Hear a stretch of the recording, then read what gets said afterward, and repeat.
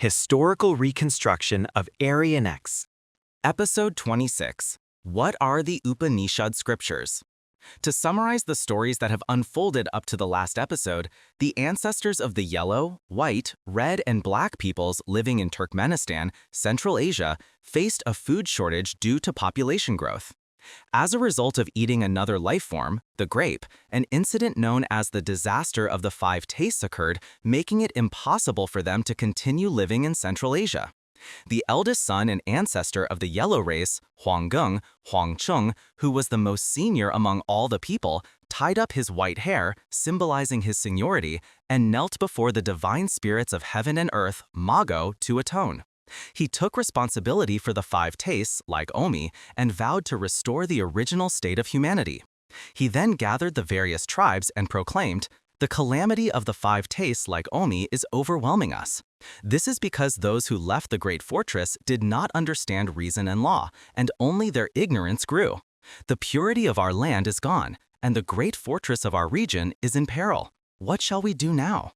At this time, the ancestors of humanity's tribes and races decided to live separately to fully preserve the Central Asian region. The eldest, Huanggung of the yellow race, distributed tokens so that each group could recognize one another, taught them how to make food by digging up arrowroot, and commanded them to divide and settle in the four corners of the earth. This is how the historical event, the disaster of the five tastes, led to the current distribution of humanity.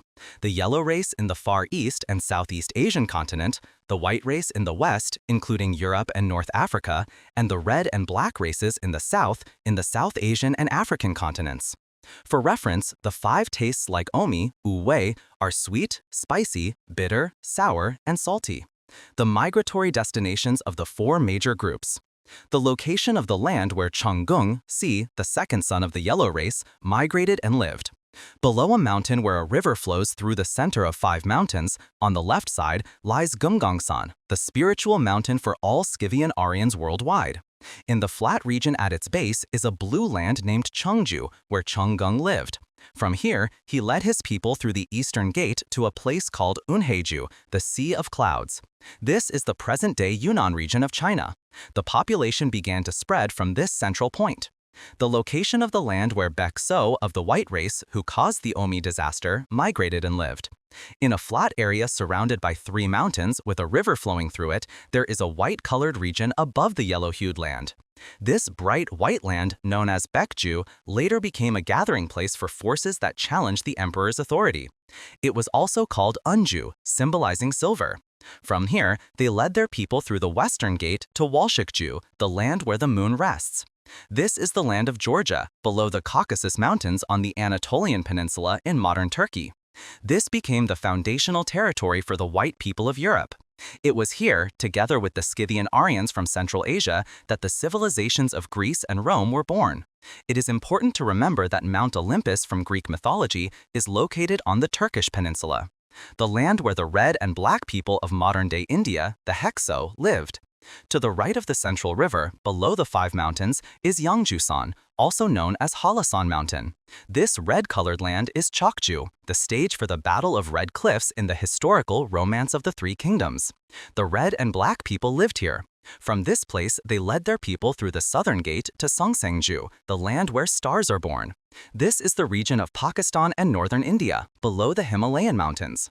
The location of the land where the eldest son, Huanggung of the yellow race, migrated and lived. In the flat land surrounded by three mountains with a river flowing through it, you can see a yellow-hued land. This was the site of the future emperor's palace. The name of this land is Huangju, and it is also Gumju, the land of gold. From here, he led his people through the northern gate to Chonsengju, the heavenly mountain continent, which was a very cold and perilous land. The destination of Huanggung, the eldest of humanity, can be immediately identified by looking at the geography of Central Asia. They migrated and settled in the lower region of the Aral and Ural Mountains in present-day Kazakhstan. The place names from their ancestral home in Central Asia were transferred to their new settlement. This is how the names of the Aral and Aral Mountains and the Aral Sea were established by the group that moved from the center. From their new base in Kazakhstan, some of these people, the descendants of Huanggung, migrated westward as far as Greenland and eastward through the Ainu people of Japan to become the indigenous peoples of the Americas. A major characteristic of the initial settlements of these four groups is that they all chose locations with a classic Basan-Imsu geography, a large mountain range behind them and a major river in front.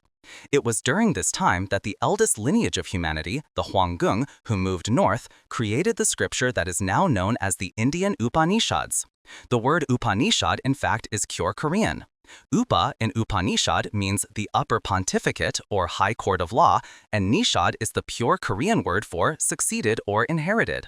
It means that the eldest lineage, the Huanggung, moved north and inherited the history from the Upa there. Let me briefly explain the contents of the Upanishad scriptures from this perspective. 1. Isa Upanishad. Isa, meaning to connect, refers to connecting one's disconnected ego to the Supreme Being, Hanalnim Sangjanim, to achieve the unity of God and man. This means one must properly inherit the wisdom of the ancestors. 2. Kena Upanishad. Kena, meaning to awaken, speaks of the awakening of the sacred mind, wisdom, and tradition that had fallen asleep within the ego while navigating the harsh realities of the world. 3. Kata Upanishad. Kata signifies that one has awakened and achieved connection, attaining the unity of God and man. It poses the questions, how and what happens after one awakens. The Upanishads predate the emergence of Buddhism. The term Upanishad is pure Korean. Upa means the upper pontificate, and Nishada means inherited. It signifies that the sacred spirit of Aryan enlightenment was inherited from the Upa. So, where was this Upa, the destination of humanity's eldest lineage, Huanggung, located? Today, a city named Ufa exists within the Republic of Tatarstan in Russia, but this is a distortion of its original location. While you can find Ufa on a map of Tatarstan, the Scythian Aryans were an agricultural people and could not have been situated there. Where was the real Upa? It was located at the base of the Ural Mountains and north of the Aral Sea. Though it lies in ruins and uninhabited today, the site features the Ural Mountains at its back and the great waters of the Aral Sea in front, a perfect example of Basan-Imsu topography. The four great powers migrated from Turkmenistan in Central Asia, settled in their respective directions, and their descendants began to flourish. Do you know which civilizations were founded by these ancestors as they spread to the four corners of the world? In the next episode, we will introduce the civilizations founded by humanity's first great migration.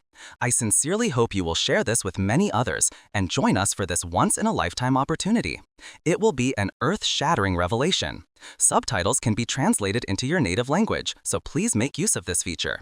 If you encounter any issues, please leave a comment or contact us via Google Mail. Google Mail, AryanRealHistory@gmail.com. YouTube channels, Historical Reconstruction of Aryan X or History Restoration of Aryan X. Please do not forget to subscribe and like, as it is a reflection of your conscience and passion for the truth.